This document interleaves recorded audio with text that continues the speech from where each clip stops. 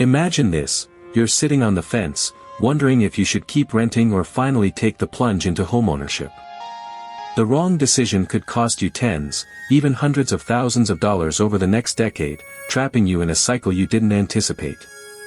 But what if you had the exact calculations and a clear roadmap, specifically for 2026, that reveals the real financial impact of each choice?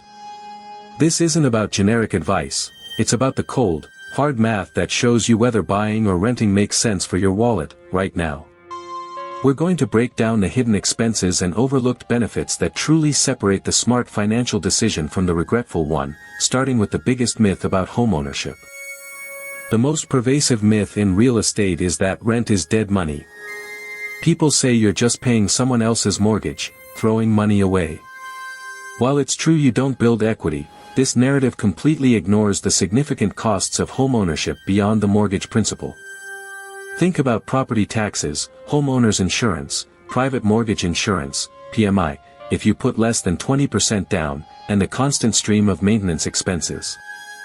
For a $400,000 home with a 6.5% interest rate, your first year's interest payment alone could be over $25,000, assuming a standard 30-year fixed mortgage and no extra payments. That's money you never see again.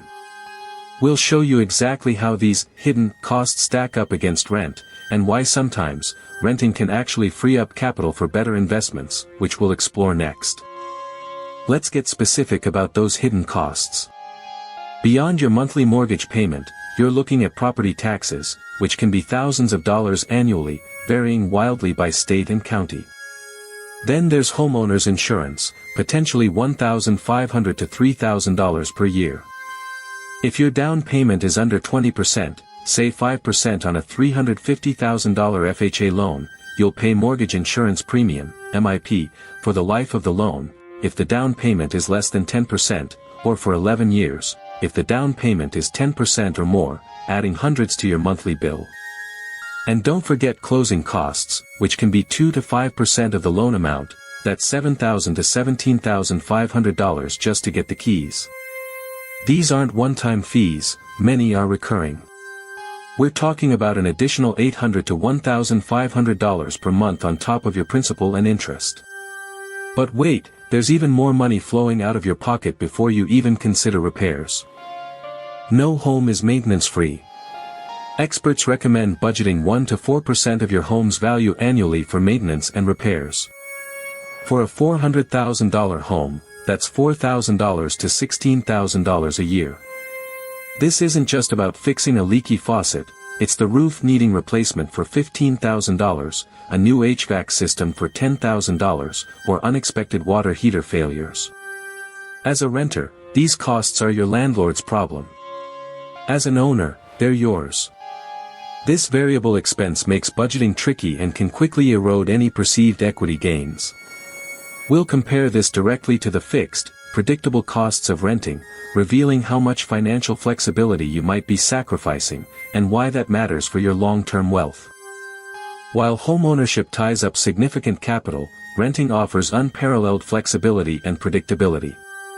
Your monthly rent payment is generally fixed for the lease term, with no surprise repair bills.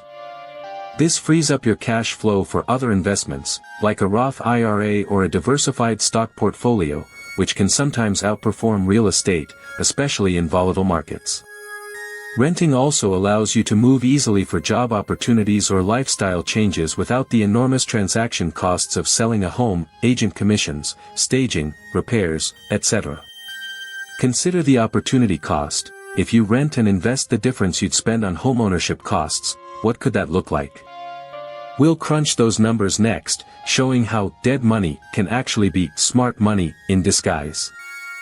Here's where the real math gets interesting. Let's say you'd spend $2,500 a month on a mortgage, taxes, insurance, and maintenance as an owner, versus $1,800 a month in rent.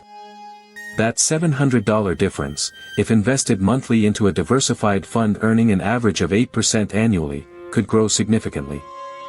Over 10 years, that $700 per month could accumulate to over $125,000. This is money you wouldn't have if it were tied up in homeownership costs. This doesn't even account for the down payment you saved. We're not saying don't buy, but we are saying to consider what else that capital could do for you. But what about the equity you build when buying? That's a huge part of the equation, so let's weigh that against these investment opportunities. Of course, building equity is the primary financial draw of homeownership. As you pay down your mortgage, more of your payment goes towards principal, directly increasing your ownership stake. Plus, if your home appreciates in value, that also adds to your equity. Over decades, this can be a powerful wealth-building tool. However, equity isn't liquid cash. You typically need to sell or refinance to access it, incurring significant costs. Also, home values don't always go up. There are periods, sometimes long ones, where homes lose value or stay stagnant. Relying solely on appreciation can be risky. So, how do you know if the equity gains will outweigh all those hidden costs and opportunity costs? We need a comprehensive calculation, which we'll unveil shortly. The key to deciding between renting and buying is often at a break-even point, how long you need to own a home for the financial benefits to outweigh all the upfront and ongoing costs. This isn't a fixed number, it depends on your specific market, interest rates, property taxes, and how fast your home appreciates. For many markets in 2026, with higher interest rates and elevated home prices, the break-even point could easily be 5 to 7 years, sometimes longer.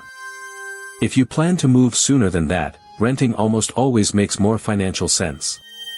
This calculation is crucial because it forces you to think about your long-term plans, not just your immediate desire for a home.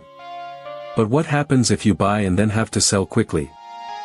Here's what happens if you make a mistake. Sarah bought a $380,000 home in 2024 with 5% down, paying $19,000 in closing costs.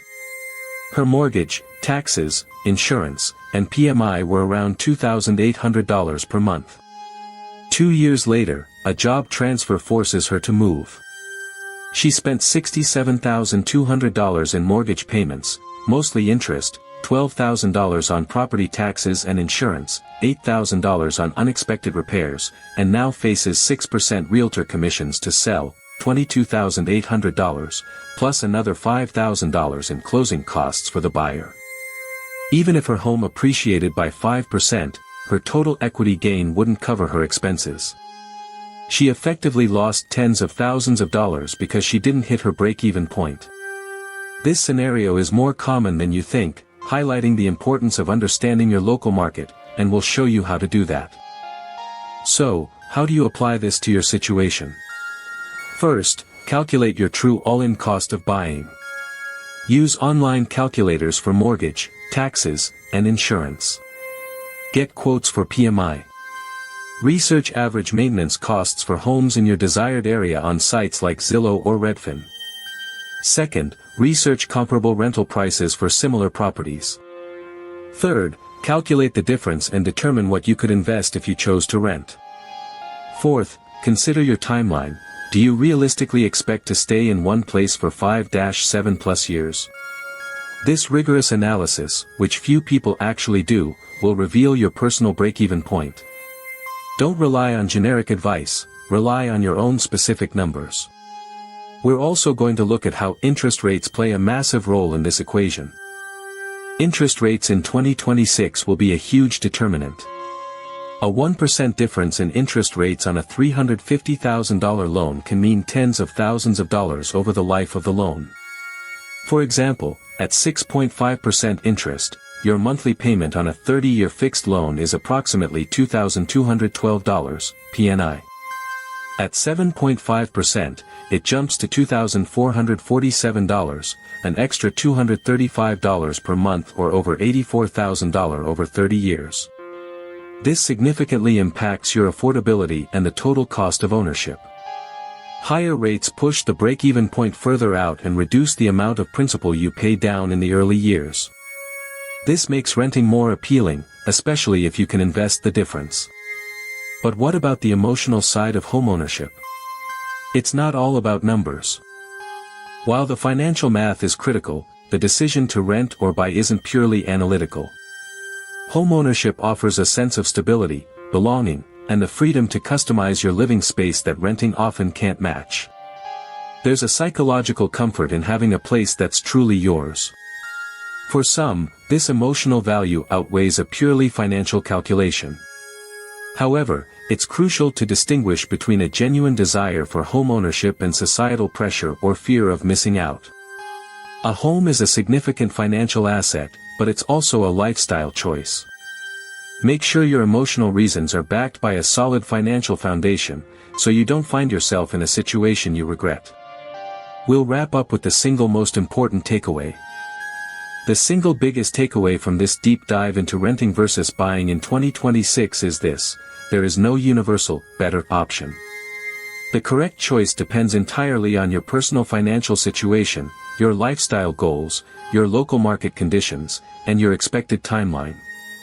Don't fall for broad generalizations. Do your own detailed math, consider all the hidden costs and opportunity costs, and make an informed decision that truly serves your long-term financial health. Understanding your break-even point is your most powerful tool.